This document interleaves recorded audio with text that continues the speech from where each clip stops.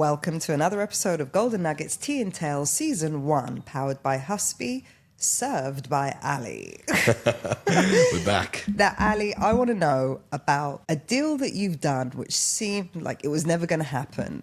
How did you turn it around? I've got two deals in my mind. Okay. Tell us the juiciest tale. The juiciest tale. You know what? Or the serviest tea. I'm going to tell you about the very first deal I ever done in Dubai. I believe that tops everything. Oh, God, that was an absolute nightmare. So we're now here in Dubai, very first week in real estate. We're smashing the phones as I'm used to from back home. We get our first listing. And anyways, we're doing viewings on it for the first week to 2 weeks after. Who's we? You always work in a team? Yeah, my business partner. Okay. Now, yeah, it's a good question, actually. So my business partner and I, we met at our first brokerage that we worked at together. We were working in the same area, Dubai Creek Harbour. So him and I were just smashing this listing, trying to get it sold. So we're doing as many viewings on it as possible. Anyways, I take a buyer through. We get an offer, a full asking price, which I was under the impression. I mean, I'm 2.5, 3 weeks into my real estate career here in Dubai. I'm going to get my first deal. I'm super pumped. Just to find out that the owner's turned around and is like, no, I changed my mind. I now want 1.5. Right.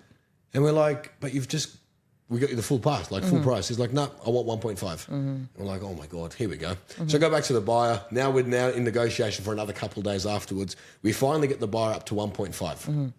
Right. And I'm like, back to How did you justify the increase? Like, because that's a difficult one. And it does happen where it's like, well, you listed it, I paid full asking.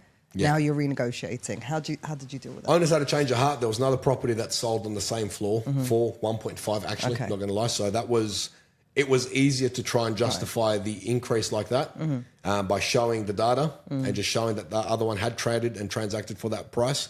So they saw a little bit more value and merit in increasing. Took us a couple of days, but we got the buyer up to 1.5.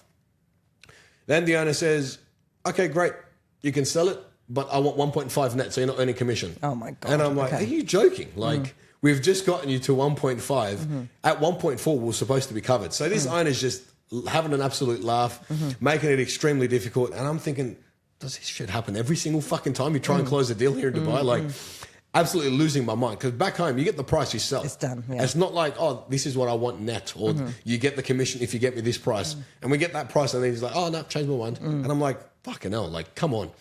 Anyways, so we're like, oh, what do we do? There was 3 agents involved. So we're like trying to split a 2% commission of 30,000 dirhams. We're taking home like, what is it, 8K each, if that. It was just like, what's the point? A leasing deal, yeah. Literally at that point. And then I was like, nah, what do we do? Get the buyer up. Let's try to get the buyer up to 1.55. Spoke to the owner. If we get 1.55, would we do the deal? He said, yes. Right. And I'll pay you commission. Perfect, no problem. Go back and forth. Another day goes by, 2 days goes by. Buy comes up to 1.55. Put the offer forward. Owner's like, all right, perfect. Let me look into it. I'll come back to you by the end of the day. And I'm like, don't tell me 1.6. What the fuck do you need to come back to us? Like, you just said yes to 1.5. Yeah. Now we got 1.5. Give us commission. Do the deal. You'd think it'd be that simple. It wasn't. He comes back, he says, oh, the buyer's mortgage. And we said, yes, you know this. No, I don't accept. And I was like, are you fucking serious? So this is now dragged on another 2 weeks at this point. And I'm like 4 weeks into my real estate career. I'm like, no, this is like proper fucked. And anyways, there was a few other deals that were meant to happen at the same time as well. Just didn't end up happening. I was like, for fuck's sake, like this is messed up. What have I done? I've moved from Australia where you get a deal in, it's locked in, that's it, it's done. Yeah. Then we keep going back and forth. Then at that point, I was like, no, I've got to do something else. I went through the data. I called every single O5 layout in that building. And this was like at 7 p.m. at night. And I was like losing my mind. I was just so frustrated, so pissed off. Called every single one, ended up finding one, and ended up selling it for 1.6 and got commission paid. Brilliant. So fucking crazy story. We got the deal done through another seller. Same buyer, exceptionally happy. Everyone was happy. We done the deal. We moved forward. And that was the story of my very first deal. That's the true work behind real estate. It's not just about matching this one to that one. It's about going the extra mile. 100%. And you know the O5 unit is what they want. You've got to already buy for it. Find another one. 100%. What lesson did that teach you? That whole experience? Not to give up. Not to let your emotion get the better of you. I've been in the industry now long enough to understand that and to know that. It's still hard to face all those challenges and everything go against you, especially after you've gotten the buyer up to a certain point that the owner's told you to get him up to, and then he still turns around and says no. But just having a never give up mentality. And I've always and when I get frustrated, I turn to, how can I get happy again? And I was like, fuck it. I'm a stubborn bastard. I swear to it, I'm a stubborn motherfucker. So I was like, no, I need to do this. I'm going to find another fucking 05 layout. Found another 05 layout. Took him through the property the next day. Sold the property. And it was just persistence, dedication, hard work, just everything in one. It was fucking incredible. That one was, honestly, that was the sweetest one. Yeah, because there was so much that just went against me. It was just I was under the impression at that point that this deal's never going to happen. And honestly, I reckon 99 out of 100 people give up at that point with that buyer or with that seller and just like, oh, well, it's not going to happen. Tough luck. Because it is true. Like, you put together, let's say you had 100 buyers and 100 sellers. A top agent could make 50 deals happen out of those 100 buyers, 100 sellers.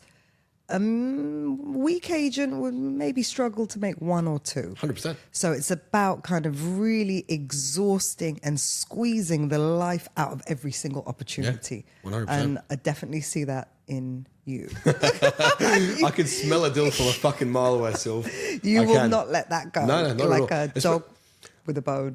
Knowing that a buyer was going to pay me 2% commission, in my mind, I was like, that's 2% that's going to go to another agent if I can't fucking find these guys a property.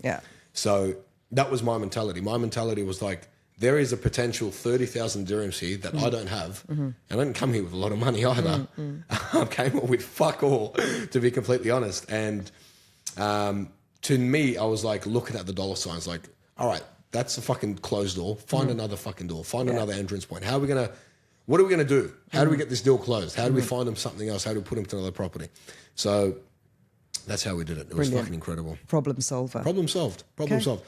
Do we have time for another one? Because I have another story that I want to tell you about. This is one of my most recent deals. We have all the time in the world. Stay tuned for the next episode. That's it. And in the meanwhile, share this one with someone you think it would mean something to. Go for it.